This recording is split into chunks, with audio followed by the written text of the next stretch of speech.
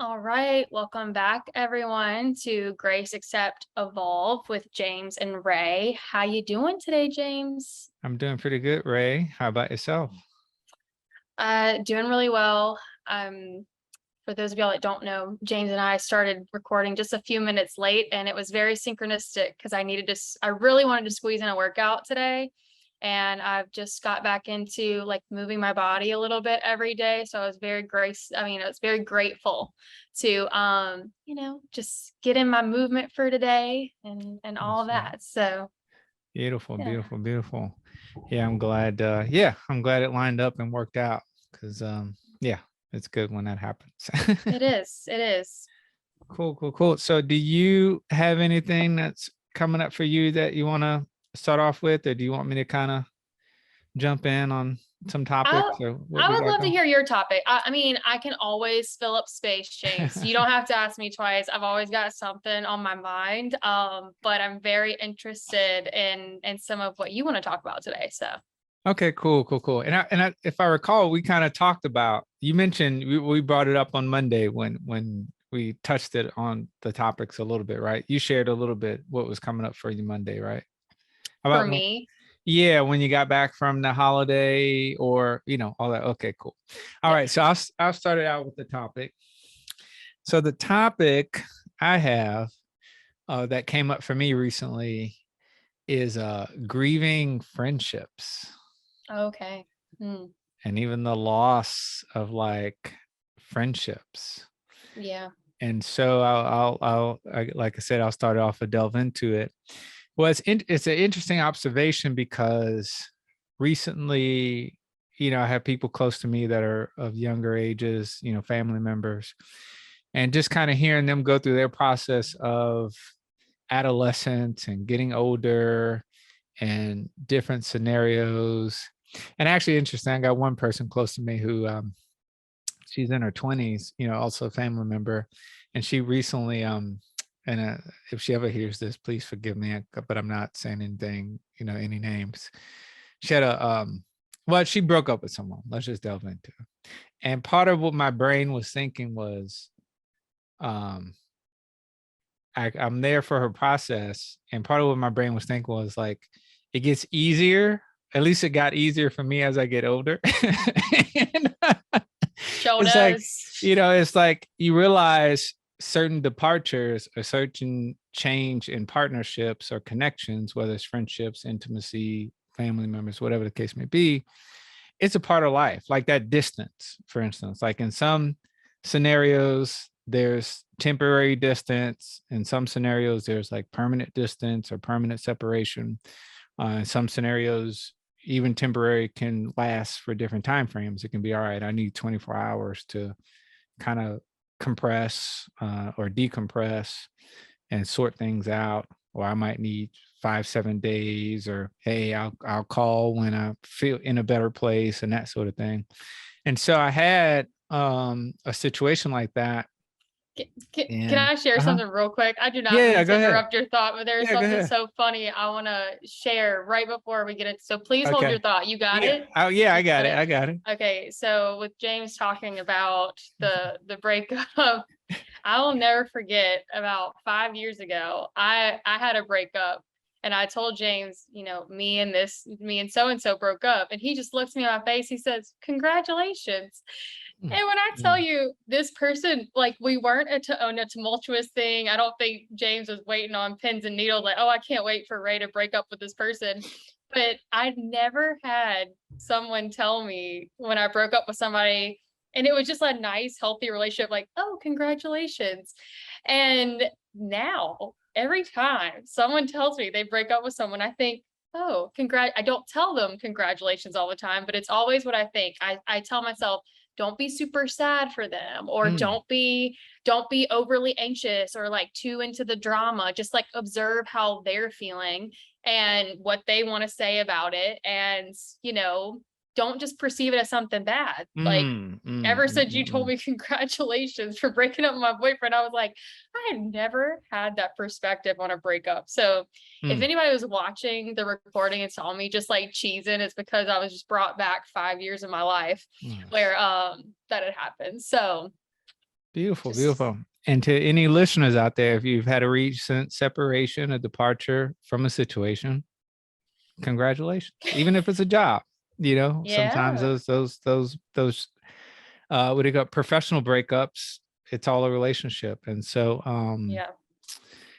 yeah. So it happened. I had a situation like that actually it happened. The actual breakup happened probably about in December, this past December. Okay.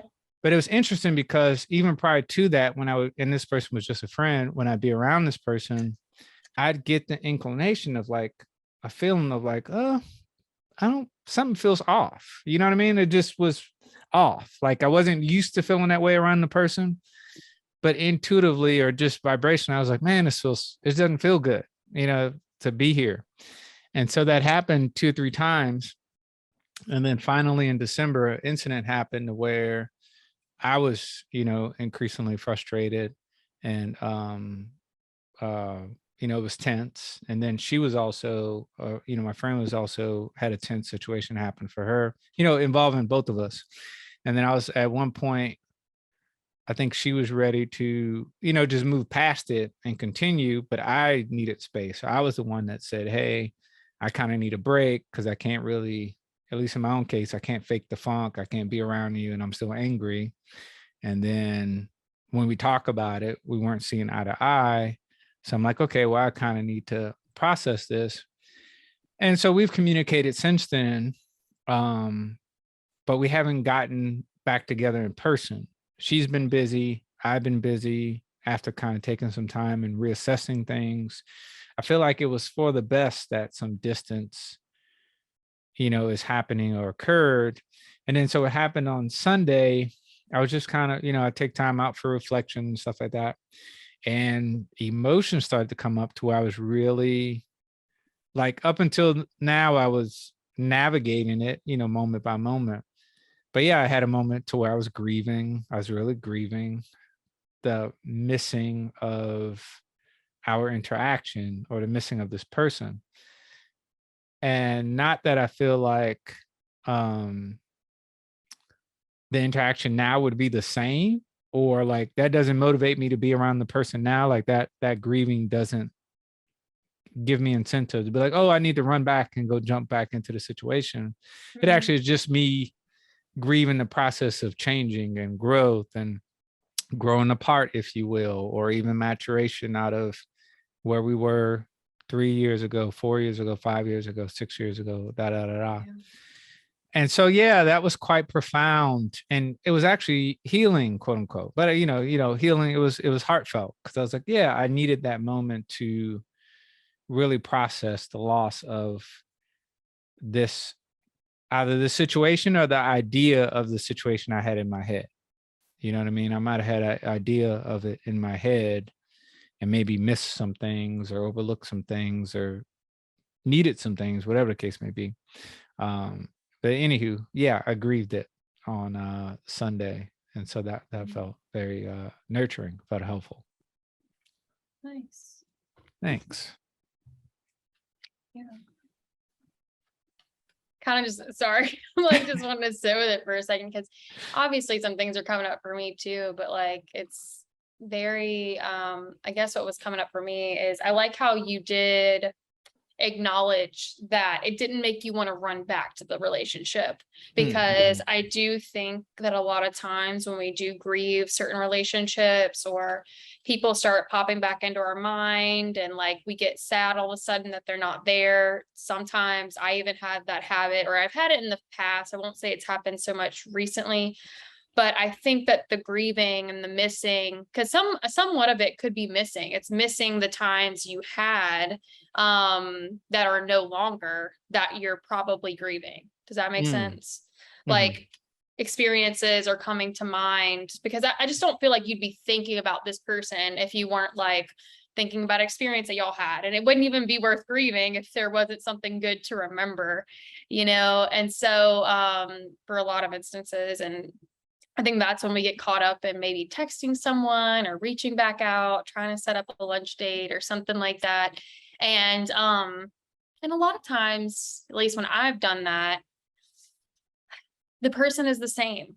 And so am I in a lot of ways, like not just to always put it on the other person, but like there's a reason I took space a lot of times and I haven't changed. And that person also probably hasn't changed a lot of times. So, but yeah, I mean, there are friendships that I miss until like this day. And I haven't talked to people in like 3 years, 7 years, 9 years. You actually know one of my friends. I've taken her to one of your meditations before, and you probably don't remember her, but I haven't talked to her since like 2015, and I still think about her. And I think I'm still grieving it because sometimes when I think about her, I get legit angry. Like I get so mad that we still don't talk.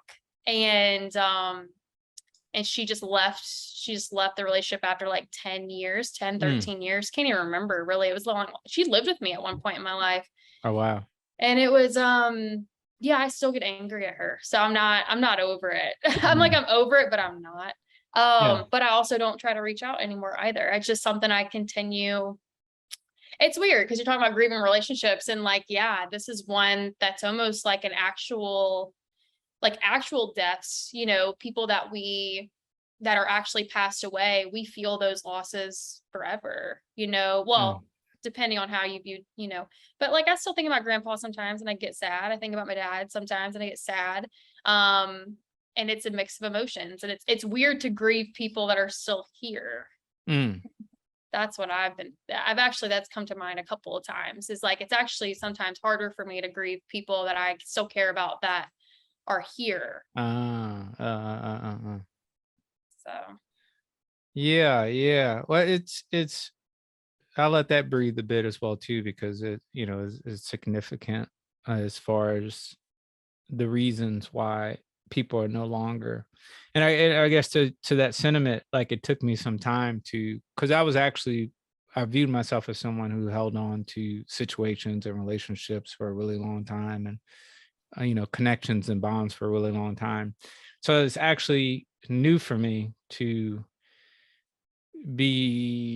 accept letting go and actually be okay with it, and in some ways encourage it. Like even when you brought up the situation of, you know, when I congratulated you, that was probably like the early stages of phases of me learning how to celebrate letting go. And even the aspect of creating space. And so yeah, I'm glad to be able to do that. Or I would say optimally the idea is to do it in a healthy way. Can Or I to do it ask yeah. you, like, just in case there are people that are listening, kind of resonate with what you just said about I was typically in the mode of like not letting go. If that's however you want to phrase it, how would you phrase it? That you were just like were you like committed to relationships? Like how would you phrase it? It would be attachment. I can call it attachment. Okay. Yeah. So now that I assume you reflected on that a lot. Is there like a reason, if you could look back, like why the attachments were so strong? Was there like a certain belief or were there certain like, any beliefs or stories involved, just in case someone else is dealing with that and it might help them to be a little more aware of like why it's occurring? Sure. And so first I want to start out too by, you know, questioning the listeners. Again, you can provide feedback in the comments, via email, messages, you know, or social media platforms. Just, you know, invite you to share any situations you might be grieving, or friendships or family members, or even if it's a job. Some people have had the perfect job and felt like it was a perfect job, got on there and was like, I was like, okay, this ain't it. And, or, you know, it turned out to be a horror story or something. So communities are popping in my mind too. I was looking on social media the other day and people were like, it's so lonely to leave a community that you've been a part of your whole life. Like, i.e. like a religion. This one was a specific like religion. And I resonated with it so much because that happened to me one time. So any of those experiences are welcome. Cool. And we could touch on that too, because I had a community breakup and you know, at one point as well. So so back to your question. So second thing, your question about What was the question again? Were Was there it any, like, now that you've kind of been, reasons important? like, I'm sorry. beliefs and or stories that were keeping you within these Okay, there we attachments? go. And they're probably like layered. There's maybe multiple, but Yeah. I'm just, yeah. So totally, I would say it's multiple layered. Part of it's my inherent, or I call it inherent nature. If we want to get into astrology, it's in my sign to of loyalty and to. So anywho, I was aware, at least at some point, it takes me a while to open up and let people in.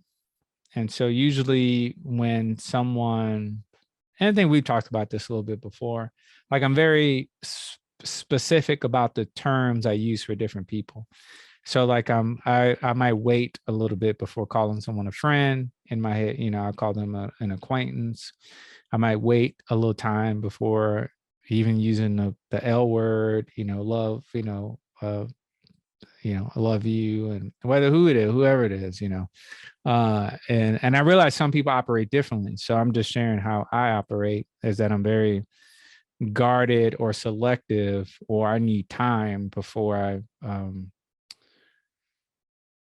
kind of open up and delve into certain connections, because I realize once I'm committed to something, or once I let someone into my space, I'm willing to give a lot. I'm willing to give and do things for people and be there and support and go out of my way and stuff like that. So I have to uh monitor that. And then I guess also too, part of me enjoys it. If I really care about somebody, if I really um if I'm really there, if I feel really close, and this is a really nurturing and a beneficial situation, I want to do things for the person. I want to be there. I want to support. And so it just takes, I have a longer filter for that. But when it happens, it usually just sticks around for a long time. So I've kind of always been that way. Like I've always had childhood friends, for a long time, um, and family members, and it was also part family, how I was raised as well too. So yeah, that's where that attachment or loyalty or community sense of long-term community or loving, members come from. Yeah. I mean, I would, because it's hard for me to relate. I'm not a very committed person in a lot of ways. Probably just to my family for the most part. For the most part. Yeah. So I typically, it's not that I like cut people off. I've actually gotten a lot better about that. But yeah, the block button was real in my life for a very long time. And I won't say it's gone. I like to think that it's gone, but it ain't. But yeah, I'm good at like just disengaging and leaving situations when they don't, but I'm not like bragging, because I've had a lot of regrets too, by like, so we're very opposite in that way for sure. And I don't think one is, again, as per usual, you're gonna hear me say a lot on this podcast. It's so interesting to me how different James and I are in a lot in a lot of ways. When you hear us talk, I've noticed it in our friendship for a long time. We have like different perspectives about a lot of things, and it's always so curious to me, but it is what it is. All right. Yeah. Cool. Yeah. And so part of the shift and I think this was another part of your question, part of the shift in attachments was about balance. So it was, again, reaching a point in life to where me kind of looking and assessing all these, certain situations and saying, okay, is there reciprocity? Do I feel like, okay, I get this person, we've been friends for a long time, or even again, if it's a job, I've been at this job for a long time, or whatever the case may be. So it's like doing a self check-in, or if someone wants to call it being self-aware, or being mindful. But it's like, yeah, sometimes people can get in that mode of giving, doing. And then there's, in some cases, people get depleted and then want to blame the situation. So I was kind of stepping ahead of that scenario, because I see that happen in life, or in situations, like people want to give. And so I kind of more so go with the, okay, I need to be responsible and make sure my cup is being filled up.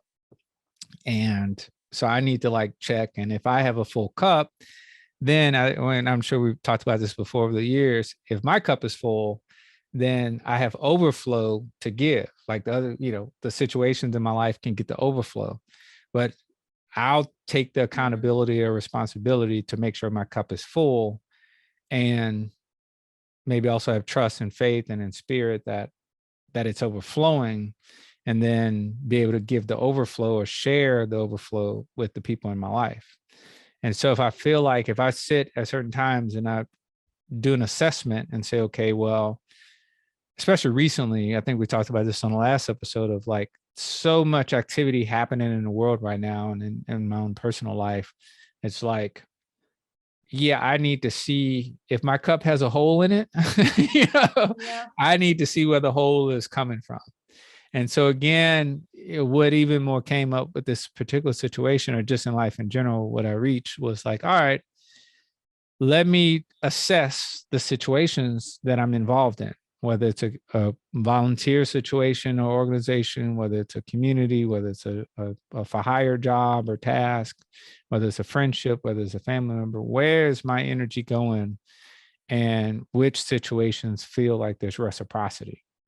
And so after taking that look or that self-assessment, it was clear in some situations and in some ways of like, oh, okay.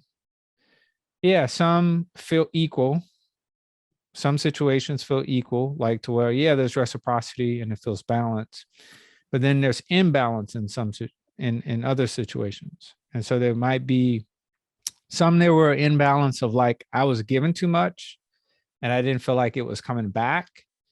And in other situations, I felt like, and this is where the compassion or really compassion, which I define as putting myself in other people's shoes. So I didn't blame anybody, like even the friend like that felt like I was giving too much and not giving them enough in return. Because I even saw friendships and connections where I felt like people were giving to me and I might give my attention to somebody else. And so I was like, oh, dang, I also have connections that people give to me, but I didn't feel like I was giving as much back to them. And so that's really how it kind of kicked in. It's like, I was like, oh, let me pull back a little bit from this area because I don't feel like these people are either they're not giving back enough or they're not reciprocating the energy or they don't even see or value or appreciate what I am doing. Even if they saw it and appreciated it or acknowledged it or saw the value in it, that'd be one thing. That'd be a way of giving back. But like, if someone doesn't see it and then wants to still blame or give BS back or act like, nothing has been done, then I'm like, okay, well, wait a minute. It would benefit me to give that energy to redirect it towards people who do see it and who do, who are already acknowledging what I do and who already are, show up in a very eager and appreciative kind of way. So now I kind of feel like I'm talking on, but that's really, that's a some nuts and bolts of how that came about. And so it was like, oh, let me pull back some of this energy and then put it towards the people. And it's really been nice, actually. It's been really, really helpful to be like, all right, this person calls me a lot. They call me more than I call them. And then I call these other people more than they call me. And so I'm like, let me actually just call back the people who called me and make sure I consistently check in with them. And it's interesting how life can sometimes unfold like that. I got people who will call me, check in on me. And then I got other people I call and check in on them. And it's like, how about I just check in on the people who check in on me, more, make them move them up in the priority list and kind of go from there. So I'll stop talking for now and hand it over, but yeah. You're good. Yeah. I feel like I definitely resonate with what you're saying. It's definitely bringing up some issues, or not like issues, but some people I also felt the same about, like a few people are flashing in my mind, like they would call me like throughout the weeks, or not. If they didn't catch me on one week, they'd call me back the next week. And it's not like I was intentionally ignoring them. A lot of times I Mhm. was either at work or I was in the middle of something and I consciously thought, oh, I'm going to call them back, but I forget that they called and I saw that they called. And so it's not on my call list, or I'm really terrible about looking at my call list too. Like I'm not great at looking at notifications. So that's something but yes, I do think about these people a lot. And I like how you mentioned the compassion part, because I was gonna somewhat ask you that, but you already answered it, is like um not so much that we blame, or this is what I heard and you can correct me if I'm wrong, and or this might just be what I perceive it as in my Mm. life. It's not like I'm blaming other people for draining me. Like these are my boundaries. Like these are things that I have to create boundaries around and or awareness around, because if I don't, it's my responsibility that I say yes to these people, and it's my responsibility that I go to these people when they call me, because I don't have these boundaries in place, that they're not allowed to call me, or they're not allowed to use me at this time, or they're not, and I'm giving them my energy essentially. There's no one taking anything from me because I am the one allowing it to happen. But sometimes we can often, at least I'll say myself, and if you resonate with the message, then it's for you too.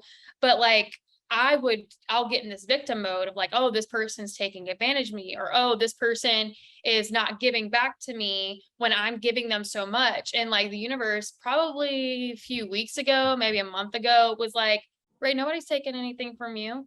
Mm. You're answering the phone. You're going to that place. You are doing, you are allowing, you know, your energy to be used by this person. They are just doing what they're doing, being who they're being, and you're available for that. So they're not bad people. You just have to become aware. If this is a boundary, if this is draining for you, that's on you to be more aware of that. Mhm. Actually, it came through an Oprah podcast. Now I'm remembering, I was on a walk listening to a podcast. Um, who was it? I think I wrote it down, but it might have been Byron Katie. I love me some Byron Katie. Do you know who Byron Katie is? Mhm. Oh my The gosh, I love work, her. right? Yeah, Oh the yeah. work. Yeah. I'm pretty sure it was her. And if I can find the note in my phone, I will read it to y'all. But if I don't, that's okay too. But yeah, it really, sometimes it's good to have that reminder that no one can take from us, Mm. because it's literally it's being disempowered and not realizing our own power in these situations. So Mhm. you can go, I want to try to find this actually. Mhm. Cool. All right. So I'll take this moment and just reach out to the listeners. Yeah, again, if you have anything that's resonating or sticking out with you, or again, please feel open to share your experiences with grieving, connections, partners, relationships, friendships, professional situations. And I'll even add this in. It's like um, grieving helps, that going through that process helps me move forward.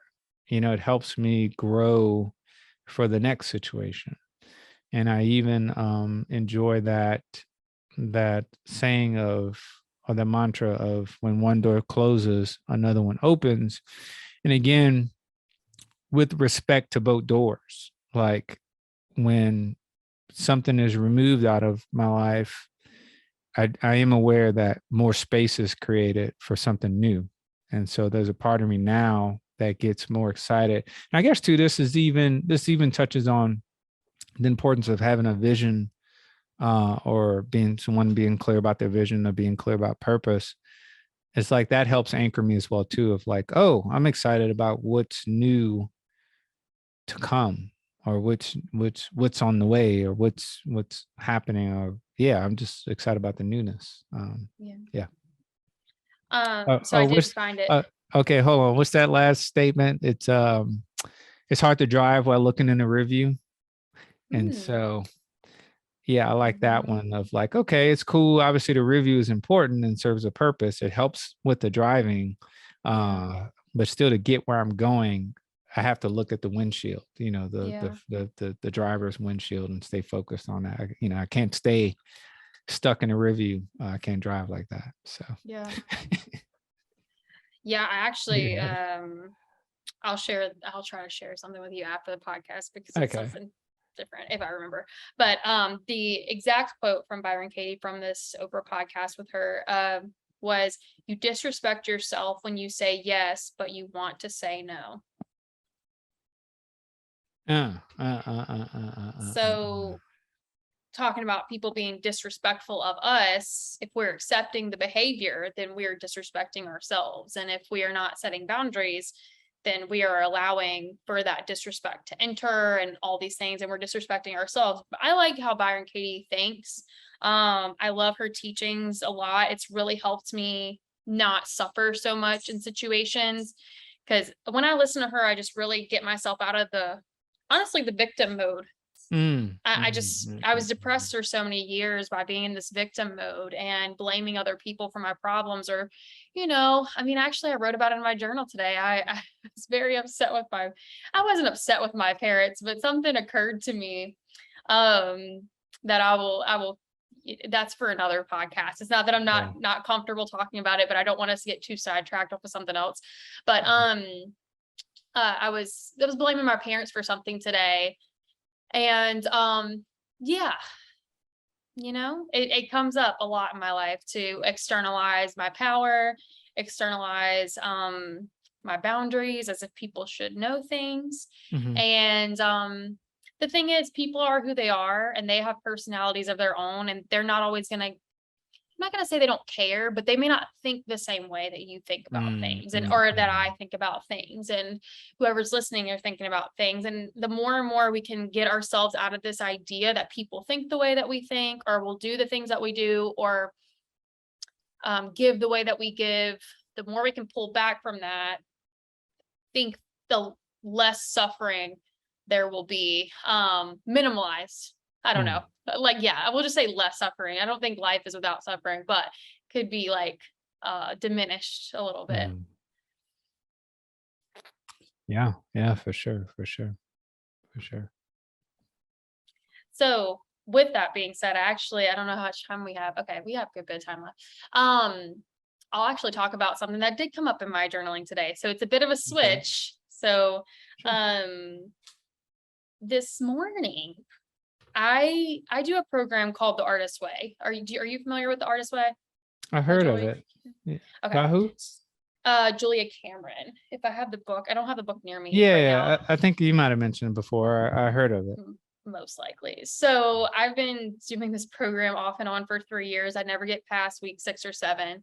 It's a 7-week program and it's called The Artist's Way, like discovering your most creative life or something Mm, like that. Like mhm, obviously they pitch it towards artists, but you could be a lawyer and do this. You could be a CEO. Like a lot of people have used the practices in this book.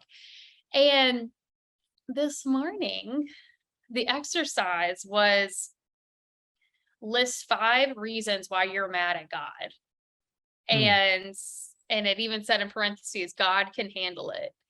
And so I wrote out some I was like, wow, I've actually been very mad. And it helped me uncover these things where at least at the universe, like I won't go to the universe for certain things because it's like I haven't seen results in these areas just yet. And mm, I'm like, y'all ain't listening to me. Y'all ignore me. And I'm so mad right now. mm, But anyways, that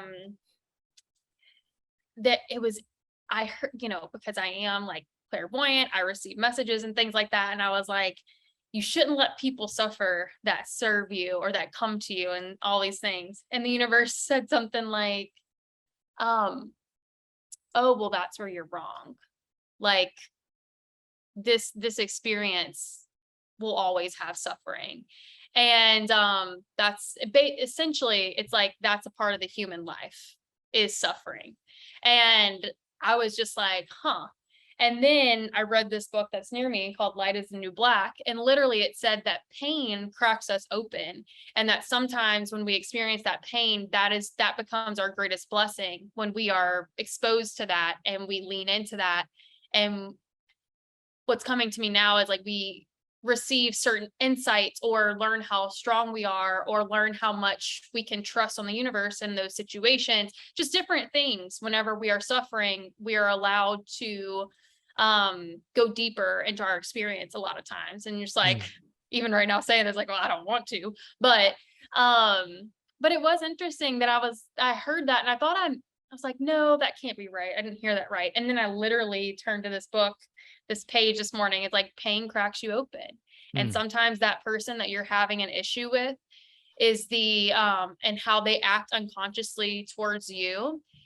They guide you to your greatest blessing at times. So yeah, that was an interesting experience this morning. If you ever feel led to make a list of why you could be mad at the universe, I suggest you make it because it was very cathartic.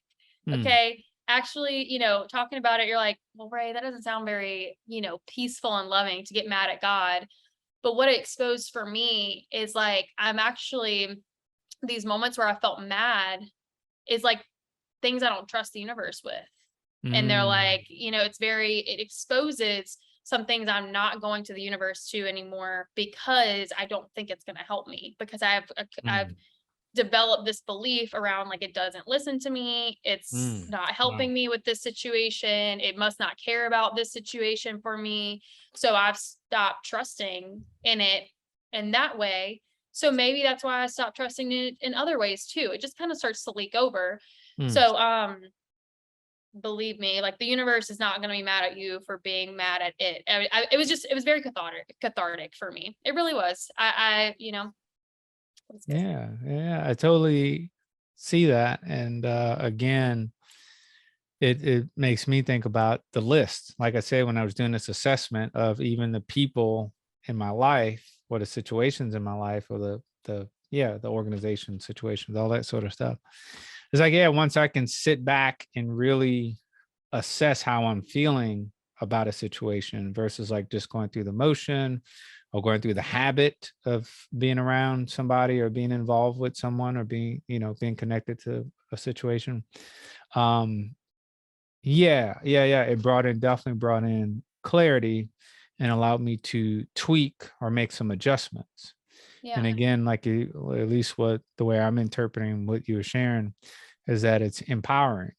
It's like, oh, okay, I do have, I am empowered, or I do have power over this situation or my emotions or the activities, things I'm involved in, I have a say so. Again, I'm not looking to, I wouldn't call it, I like to think of it 50-50. So like someone else has, their responsibility and accountability and their behavior, and then I also have mine. And so it helps me to engage better or if someone, well, I guess I was about to use the word authentic. And and I guess to expand on that, so authenticity can go a couple of different ways. And I remember this one teacher that I had, and they in the school of thought, they would say that there's they use the word integrity. And so they would say it's important to have, or there's a difference between inner integrity and outer integrity. And so for the example that they gave, it was like, say, for instance, if I have a job and this job pays my bills, and then I have a boss, but me and my boss don't get along, or I don't agree with the moral ethics, principles, whatever their facilitation or whatever. Like outer integrity would be for me to be integral about this situation. Okay, this is my boss. I have responsibilities. I have bills. That doesn't mean I have to be here. Now, let me, somehow this is a key point of in my head, and this is connected. Things would play out like, oh, this is going to last forever. or this is even this, somehow this resonates with the whole breakup talk, of the separation talk of like, oh, I might be lonely forever, or oh, we're going to be apart forever, or oh, we're going to be together forever, we're going to be friends forever, my BFF, you know.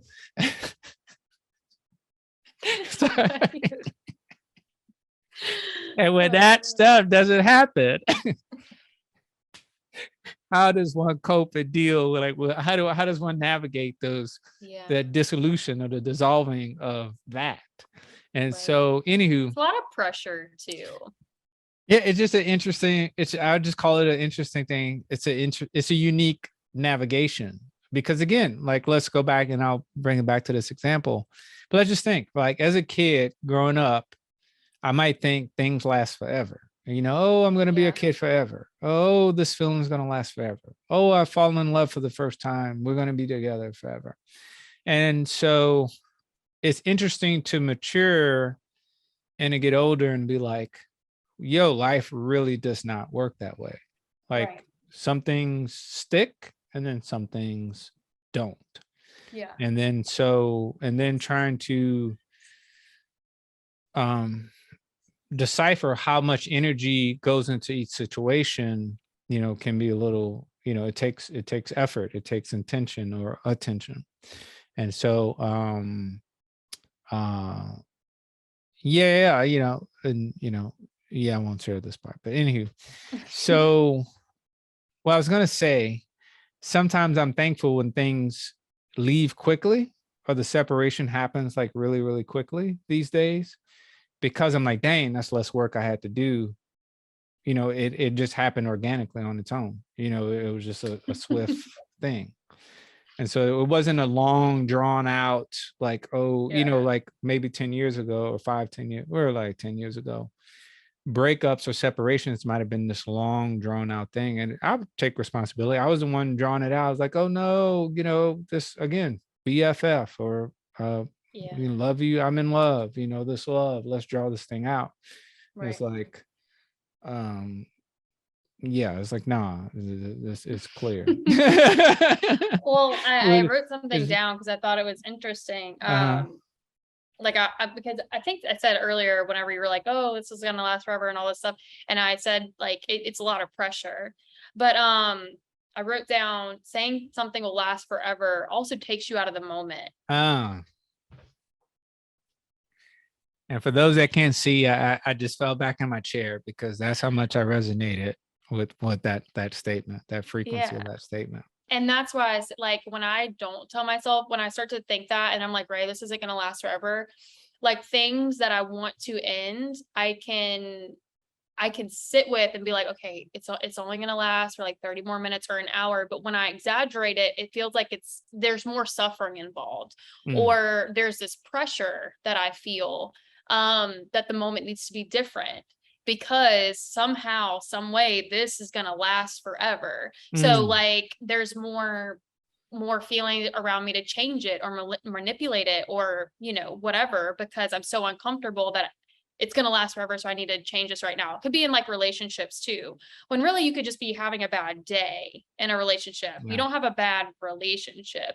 And by thinking about the bad day you had, sometimes we bring in the bad day into the next day, into the next day. And so you actually do, hate to use the word manifest, but maybe that's the right word. You do manifest a bad relationship because you keep carrying the same bad day into the next day. And also, I hate to say this one, because for some reason this makes me a little more sad, but we also take people for granted, and we also take situations for granted, because we do think that they will last forever, and they will not, you know? So like, I don't know, something about, you know, saying something lasts forever. It does. It takes us out of the moment. We start to picture how it will be forever, and that just makes the moment so much more weighted than it is, and we don't give it the space it actually to be what it is in that moment, and then allow the next moment or the next day to be what it is. So I'm actually a little bit proud of one of my clients.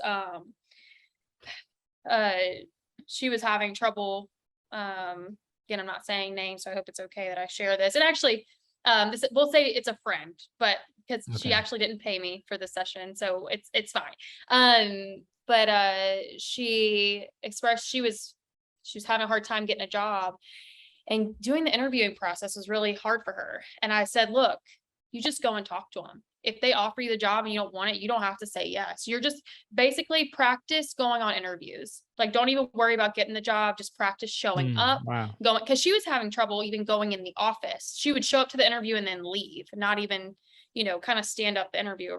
I was like, just go ahead and show up. And then you can leave, you go home. And then she did that a few times. And then and she was like, okay, now I'm really anxious about getting a job. And she would go to the job. I said, look, you just get through today. You just you don't even have to keep this job forever if you don't Mhm. want the job, or if it doesn't fit with you. Don't think you have to like be chained to this job if it doesn't fit you. And so just kind of giving her space to just go in and what I told her to do is stay curious. Just stay curious. You don't have to, you're not committed, you're just curious. You're going in this direction. And now she has a job. She went to an interviewer, she got through it, she has a job, she's been showing up, and she's doing, this was a big hurdle for her. She was just Mhm. riddled with anxiety before. And yeah, I just told her, stay in the moment. You get to go home, girl. Get to go home. It's gonna be okay. Yeah. Yeah. Yeah. And somehow I'll talk it out, but I'll blend it in of like, so with the inner integrity and outer integrity, it's Mm-hmm. like with one having a job. So let's say, like, go back to, let's use the bad day as an example. So for instance, it's like if I'm involved and I'm hypothetically making this a relationship scenario, if I'm having a bad day and I'm aware that I'm having a bad day, um, I can still be cordial and nice to a loved one, a family member, friend, to a degree, obviously in that moment. And then at the same time, there's space for me to say and also have inner integrity and be like, I don't feel well right now, or I'm in a funky mood, or da da da da. And actually, I even find liberation in that of like, I don't have to take this out on that person because I'm aware, Right. I'm not forcing myself to pretend like I'm happy, happy, joy, joy. And at the same time, there's no pressure on me to be happy, happy, joy, joy, just because of the situation. So if I apply it back to a job, like I don't have to go off on my boss because we don't agree or see eye to eye, because again, this is a job. There's positions, there's employees, there's obligate responsibilities. Again, I don't have to lie to myself. You know what I mean? I don't have to play myself out like this is my long-term job. Like I'm going to be here for years. Or I need to change this situation around. It's like, Yeah. no, I'm going to be cordial until I find me another position. And then so that liberates or creates space and really relieves pressure, because again, I'm being inner integrity. I'm honest with myself about how I'm feeling, whether I really enjoy someone's company or enjoy a position or enjoy a space. And again, also was saying that situations don't have to be perfect, Right. but just, and we did touch on this in the last episode, as long as I'm clear of the benefit, like I'm clear what benefits Mhm. me about the situation, it helps navigate it. So if I go back to, if it's a loved one, I'm clear that I really do love and care about this person. And so, and I'm also clear that I'm not feeling well today. So Yeah. I'm going to be respectful. And that's going to motivate me to share and let this person aware that, hey, I'm not feeling well. Um, yeah, I love you. I care about you. I respect you, and I want to listen. Can we talk about it maybe tomorrow, or can we do this, that, whatever, maybe tomorrow, or can I just have a little space because, yeah, I need it, until I feel better, that sort of thing. Now, if that person responds differently, I can't control how they're going to respond, but I'm just Oh, for saying, sure. um, that helps And me kind of be integral, authentic, or navigate situations. I feel like it's hard, but I will say I've come against this in like a few relationships where Uh-huh. I am the kind of person that needs to step away to get clarity, because I Mm, just don't like whenever I don't like feeling backed into a corner. And I also just sometimes need a break because I will start to think things and feel things that aren't necessarily true. Like they feel true in the moment. So I just need to like take a step back, and I don't say things the way that I would probably say them the next day if you give me a day. But Right. so many people, I was actually thinking about this today, so many people feel so entitled.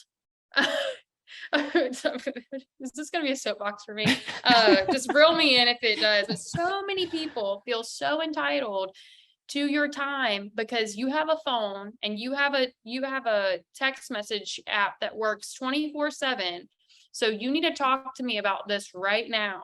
And I'm like, why can't you just give me a day? Are you literally that insecure or uncomfortable with yourself to where you can't sit with that for a day? And if I'm even like vocal, like this happened in a relationship a few months ago. He was so mad that I didn't talk to him about something the day that it was going on. And then I told him I needed a few days. He told me I could. And then when I told him I was like, I was going to need a few days, I texted him back 2 days later. He's like, no, I'm good. And I'm like, if you weren't good, you should have told me. And then maybe I would have collected my feelings. We could have talked about it sooner. But you lying to me that it was good, or you feeling insecure, and thinking that, if now I've talked to a lot of guys about it, and supposedly a lot of men were like, oh, well, he probably thought you were seeing someone else. I was like, again, insecure, never said I was doing that. And so, but anyways, I felt annoyed because a lot of people feel entitled to my time, whenever for me, I just react better if you give me a day. And the fact that people actually don't like to do that for me. And it's very annoying. And I just keep telling myself I'm going to find somebody that can give me that, because I need that. And I don't like to be pushed in that way. Like, it's literally for me. It's not, it's for the relationship. But Yeah. yeah, I thought that today. I was like, oh, I think they feel entitled to my time because they can literally reach me 24 hours a day if they want. And so they think I need to be ready in 24 hours to talk about something, and I'm not ready. But people are so used to that. Sorry. Yeah, no, it's all good. I would say that's it's somewhat still in alignment with doing an assessment of like who in my life does respond the way that's nurturing and beneficial. So again, again that it's still in the same vein of the conversation of like me being aware, having awareness of life and being like, okay, when I do interact with this person, whatever category they may fall into, friend, family, partner, they do give me space. They do. We do. It is comfortable. There is comfort and ease in communication. And so again, just in my own awareness, I might be like, okay, well, I don't have to force it in this area or even follow the narrative of this other area because I already have it in this other, like in this other situation. So for instance, I remember, and I've shared this before, not on a podcast, in personal conversation, that I remember I had a session one time with one of my mentors. And she told me at the time, and it was after, anywho, and she told me at the time about opening my aperture. And so I've heard you say this before. Yeah. And I was like, what? And oh yeah. So I guess I get the details. So it was after really my last like big breakup, which was, years ago. And so my last, like I said, strong or intense breakup, which was years ago. And I was so fixated on this one person or attached to this one person or love coming from this one direction of this one situation. Because again, even the whole story, the whole fairy tale, if you will, quote unquote, of narrative that we built up together was like, oh, this was forever. This was it. This was da da da. So when that didn't happen, it was like, oh my gosh, okay. I was already getting my system adjusted to being focused on this one person in that way for a really long time. And so when that didn't happen, the person was like, open your aperture. I was like, what are you talking about? She was like, James, you have love coming, you're surrounded by love. You have love coming in, from multiple directions. It's just, I'm only so concentrated and focused on it coming from this one person. And so right after she told me that, It was so interesting. I sat and reflected on it. And like literally people out the blue would just started texting me, James, I'm just texting, checking in to say I love you. I was like, what? I was like, okay, love you too. And then that happened at least like 3-4 times in like a 5-day period, which is like super Nice. synchronistic. And so Yeah. that was the maturation as well of me being like, oh, snaps. Let me kind of release that attachment from this one situation, one scenario, or one narrative storyline, and let me look at the ways, let me find, it's almost like a treasure. Let me find these treasures that already exist in my life and put my attention on that. And so again, even to that situation, it's like, yeah, if I got one person, and it works to my benefit now, because it's like if I got one person saying, oh, I'm being this way, I'm being that way, and da da da. Some time ago, I might have listened, I might have really bought into the story and the titles and the roles of what this person was saying. But if I got one person saying that, and then I got 10 people saying the opposite, I'm going to choose to focus on the 10 people. Yeah, I mean, I agree with that. I'll do a self-assess, especially like, okay, let me do, for the audience, let me do a step. If someone close to me comes to me and says something, I was like, James, I noticed this. I wish you would change, or you have this about you, da, da, da. I will first do an assessment. If I see resonance with what they're saying and I'm like, dang, they're right. You know what I mean? If I reflect, have my own time for reflection, like we talked about, take some time out, and I see it and I'm like, dang, okay, I do see that. Oh, I do see that. Or if I've heard it before from other people, like I might have heard it, and I'm aware that, oh, throughout my life, I've had this pattern. Other people have told me this before, and now this person is saying that. Then that adds to the weight of this thing, because it's not like random. It's not out of the blue. Like it's a pattern. Yet if now on the other hand, if they say something and there's not all that other stuff surrounding it, and then I take a check, I do a self check, and I'm like, okay, I don't see what they're talking. Matter of fact, I see that in them. I was just thinking that about them. And then so that's when I'll be like, okay, this is a different narrative, a storyline that I'm being a part of. And then that is part of my role. And we'll talk about this another time. I was talking about the Ho'oponopono with someone, and there's a step in there talking about finding our role or our responsibility in situations. And so, have you ever? Okay, I have 2 questions, but let me write them down. Okay, cool. You can go if you're still talking now. Yeah, and so, yeah. So that's when I'm like, yeah, let me change my energy again. Let me balance my energy out. And that person just gave me, this situation, like you said, the God, the universe, spirit just gave me an indicator for an adjustment or a tweak or a change. And so there is gratitude of like, oh, okay, this is a clear indicator. I need to switch where my energy is going, where my attention is, and again, balance out.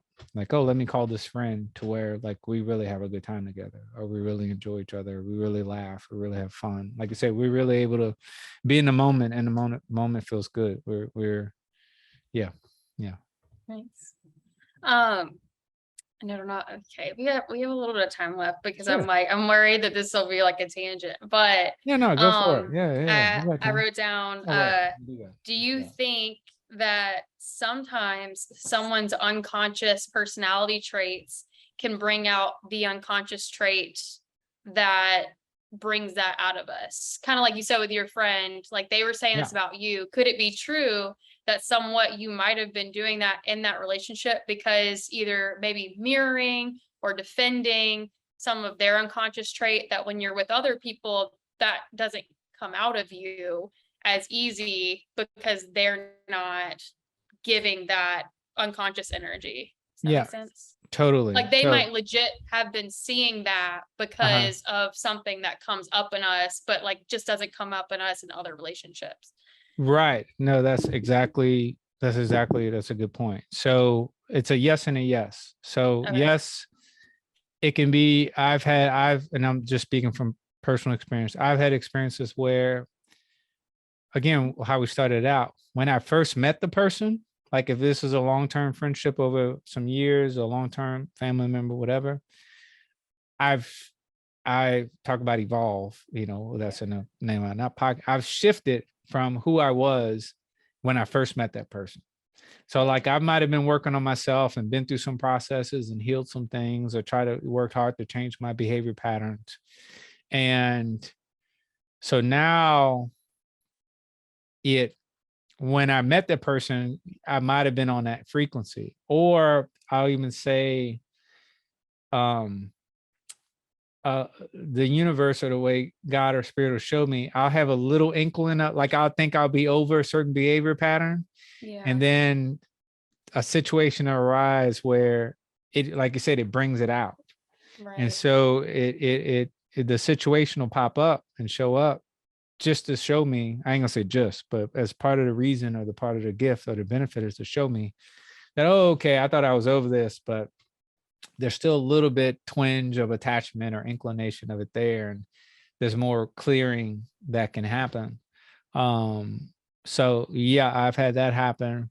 And then again, once I'm feel like I'm over it or I've shifted from it, then again, I see a reduction in it.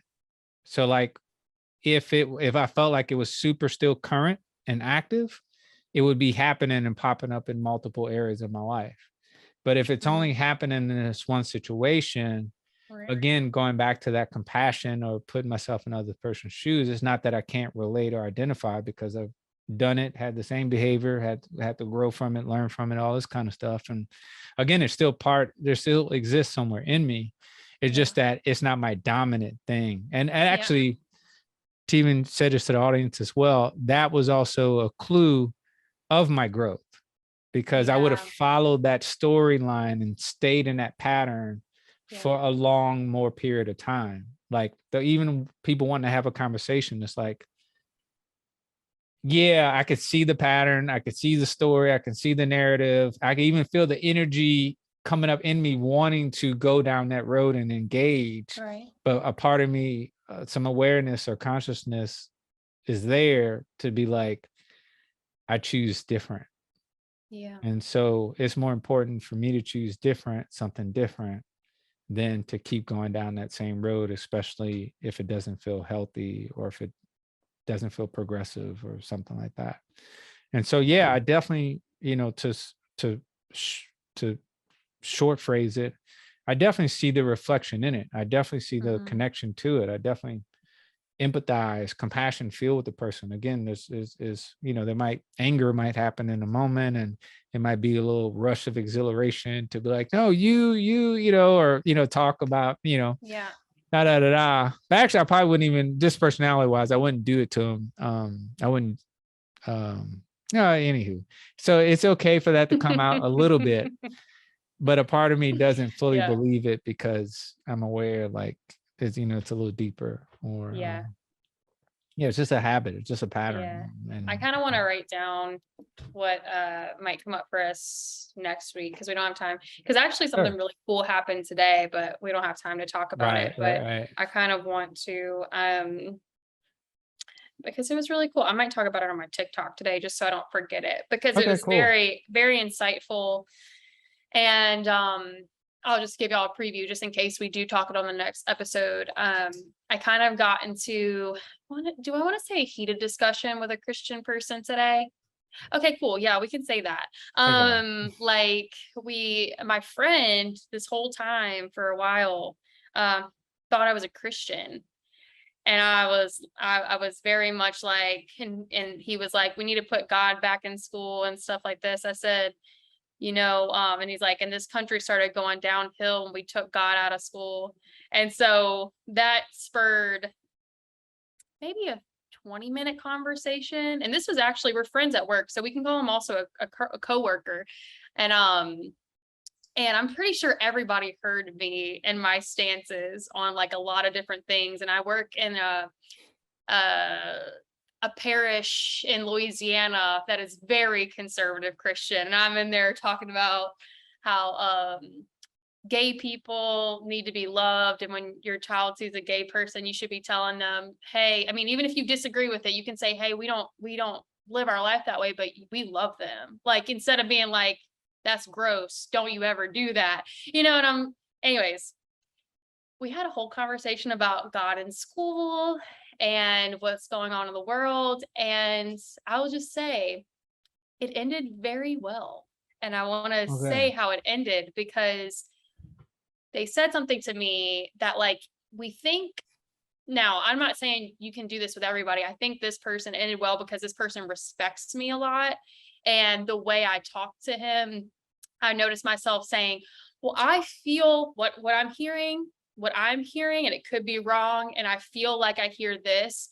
I don't think he felt as defensive when I was like, well, I feel like I'm hearing you say, and it's bringing up feelings that I think that this is what you're saying. And if I'm wrong, just let me know. And he was like, well, kind of, and no, I think that this, so it gave room. It didn't feel like shots fired the whole time, because I was accepting responsibility for some of what I feel like I was hearing and like how I interpret things. And it started to go in the right direction. But when I tell you, I was like, I was kind of shaking something for a second. I was like, you making me mad, man. And but it ended really well. And I want to tell y'all more about that story. Because it was a long conversation. But it was very strong, differing of opinions. And I feel like it's also interesting how he thought I was a Christian this whole time. I was like, where'd you get that from? Well, I mean, it's interesting. And even, we can, like I said, we can expound on it a bit more another time. It's kind of interesting to even, I guess it would be interesting to discuss or define what you're speaking about when you say Christian. Because like, you know what I mean? Like, saying one is a Christian or not a Christian, that has so many layers to it of I agree. what Christianity represents for different people. Because even when you said it, it's not like it clicked in my head that you weren't a Christian. I know, and it doesn't for me either. I refrained from being called that because again, right. So that's what I was saying. So like, maybe in the future we'll elaborate as far as like the context of Christianity, even the Deep South, and even how there's different versions of just kind of share with the people about what specifically what you mean or what you're saying, as far as that. One thing I will say that he was really surprised about is he never thought of this distinction before. I said, look, I don't look at Jesus and how I should lead my life. I lead my life and like, how would Jesus do this? And to me, gotcha. Jesus always loves people and doesn't judge people. And I was like, okay, there we go. Yeah. I was like, I want people to tell me about their lives, and no one's going to do that if I keep telling them that they're wrong, going to hell all the time. So I just love people and listen. And he was like, he was like, I'd never heard somebody say that before. Like, I was like, I don't look to Jesus for my answer. I live my life like I think Jesus would live it. And he was like, there we go. Oh, that's interesting. and so I just wanted the clarity for the audience, because again, we are in the South, which hopefully we have tons of audience in the South as well too. So there's many layers to spirituality, religion, and Christianity, and being conservative and more open, and kind of more, there's even mystical Christianity and so forth. So we got plenty of topics to discuss, y'all, and talk about. And so again, as always, you can leave comments. Thank y'all for listening. I'll also let Ray kind of close it out because she's really good at this. So oh yeah, if y'all haven't subscribed to us yet, please do that. You can find us on anywhere you listen to your podcast. Click the 5th star, leave a written review, and like James usually reminds, you can send an email to graceacceptevolve@gmail.com. We'll have the links for that below. And am I missing anything, James? Feel open to follow us or look at our platforms on social media, or any of the services or offerings that we provide, as far as like meditation or services that Ray provides as well too, with all those links and everything. Yeah, all of that will So, be linked below. So yeah. yeah, follow our social media pages, follow the podcast, subscribe there, and yeah, we will talk to you next week. Yeah. Thank y'all so much. Appreciate you. Have a good one.